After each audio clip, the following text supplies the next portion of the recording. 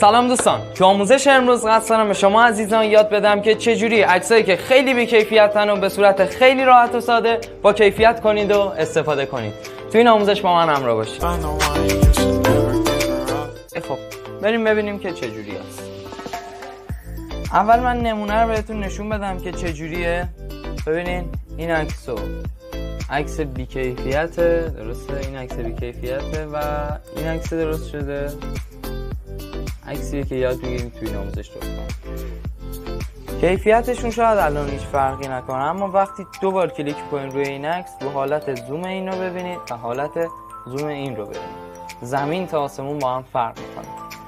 خب بریم ببینیم که چجوری باید این کار انجام بدیم. اول اصلا باید وارد سایت ایمیج لارجر بشیم. نکنید یه سایت وجود داره به اسم ایمیج لارجر، IMG لارجر. نکنید ایمیج لارجر نکنید all image in larger. این سایته، وارد این سایت میشید. نکنید من اینجا وارد شدم. شما این قسمت رو کلیک میکنید که اکانت بسازید و بعد روی فری کلیک میکنید.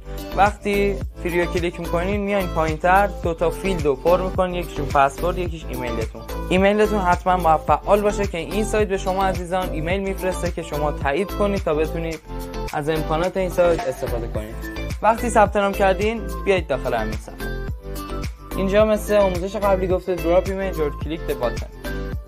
میگه یا اینجا به این شکل عکس رو فراخونی کن یا اینجا بکش بنداز. این عکس بی کیفیت ما بود، درسته؟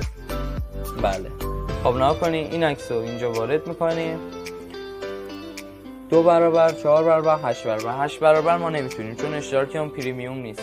4 برابر رو کلیک میکنیم تا کیفیت تصویر رو واسه ما 4 برابر.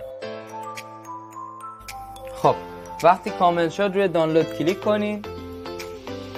وایسید این صفحه کامل لود بشه واسه شما. تصویر شما رو بسیار با کیفیت کرده. راست کلیک کنید، سیو ایمیج رو بزنین و سیو کنید. حالا بریم ببینیم چه شکلی شد این تصویر. این تصویر اولیه ما و این هم تصویری که الان گرفتیم. خودتون قضاوت. امیدوارم که از این آموزش لذت برده باشین. تا آموزش بعدی، خدا نگهدار شما.